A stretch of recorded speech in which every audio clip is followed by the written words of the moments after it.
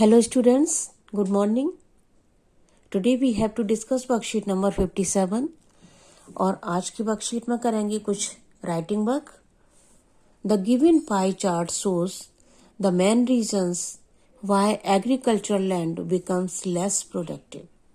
जब हमारी खेती करने योग्य भूमि जो है उसकी उत्पादकता में कमी आने लगती है, उसकी प्रोडक्टिविटी कम हो जाती है, तो ये एक चिंता का विषय होती है. The table shows how these causes affected three regions of the world during the 1990s. केवल इंडिया में ही नहीं, विश्व के कई देशों में ये प्रॉब्लम बहुत ज़्यादा फेस की जा रही है. Select and report the main feature and make comparisons. Write an analytical paragraph by summarizing the information. एक पाई चार्ट यहाँ पर दिया हुआ है और इसमें causes of world wide land degradation, पूरे विश्व में जो भूमि की उत्पादकता कम हुई है, लैंड का डिग्रेडेशन हुआ है, उसके कॉजेज क्या हैं ये बताने की कोशिश की गई है इस पाई चार्ट के माध्यम से. तो देखते हैं इसको जरा.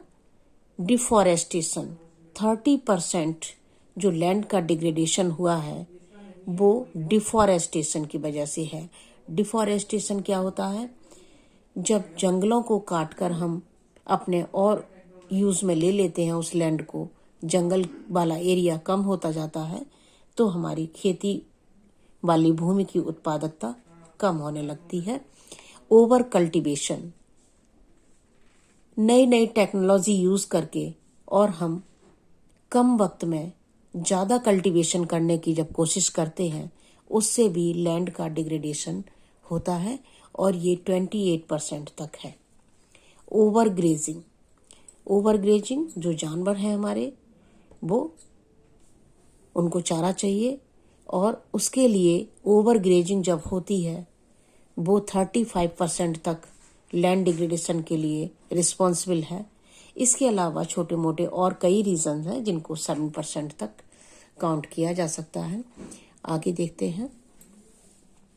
Causes of land degradation by region. अब हम रीजन वाइज देखें कि विश्व के किन देशों में ये प्रॉब्लम ज़्यादा है और जहाँ पर ये प्रॉब्लम है वहाँ किन कारणों की वजह से है ये प्रॉब्लम, तो उसको जरा देखते हैं. देखिए, नॉर्थ अमेरिका में टोटल लैंड डिग्रेडेशन वो 5% है. वहाँ की जो टोटल लैंड है उसका 5% लैंड जो है वो डिग्रेडेड हो चुकी है. और ये किस वजह से है? देखिए, 0.2% डिफॉरेस्टेशन की वजह से है. ओवर कल्टीवेशन वहाँ बहुत ज़्यादा है, टेक्नोलॉजी वहाँ ज़्यादा यूज होती है और जिसकी वजह से लैंड जो है वो डिग्रेडेड हो रही है. ओवर ग्रेजिंग भी रीज़न है. इसके बाद हम यूरोप में देखते हैं. यूरोप में समस्या थोड़ी ज़्यादा है. 23% वहाँ की टोटल जो लैंड है उसका 23% जो है वो लैंड डिग्रेडेशन में आ गया है. 9.8% डिफॉरेस्टेशन की वजह से वहाँ प्रॉब्लम है. ओवर कल्टीवेशन ये भी वहाँ पर 7.7 है और ओवर ग्रेजिंग ये 5.5 है. और इस तरह से वहाँ पर जो लैंड डिग्रेडेशन की प्रॉब्लम है वो 23% तक लैंड डिग्रेडेड हो चुकी है. ओशिनिया एक दूसरा कंट्री है जहाँ पर देखिए 13% वहाँ की जितनी भी लैंड है उसका 13% वो डिग्रेडेड हो गया है. और डिफॉरेस्टेशन की वजह से 1.7, ओवर कल्टीवेशन की कोई प्रॉब्लम नहीं है वहाँ पर. ओवर ग्रेजिंग वहाँ पर बहुत ज़्यादा है और ये 11.3% तक है. तो ये इस तरह से प्रॉब्लम क्रिएट होती है. अब हमें करना क्या है? एक पैराग्राफ लिखना है. तो पैराग्राफ लिख लेते हैं. For an agricultural country like India, soil is a precious resource and decline in its productivity is a serious problem. Not only India but all the world is facing the problem of decline in fertility of soil.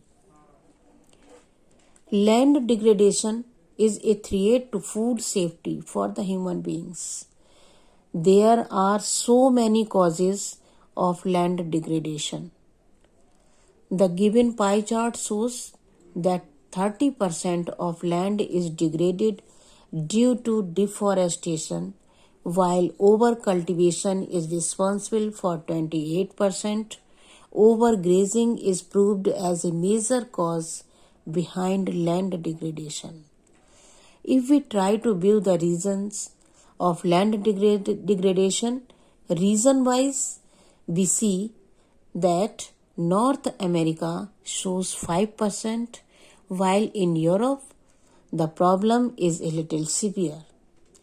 23% of total land is degraded there due to deforestation, overcultivation, and overgrazing. The rate of degradation has increased with the growth of population and technology. Severe land damage accompanies loss of agriculture. जब land damage होती है तो हमारी कृषि पर बहुत ज़्यादा फर्क पड़ता है, हमारी एग्रीकल्चर भी उसका भी लॉस होता है.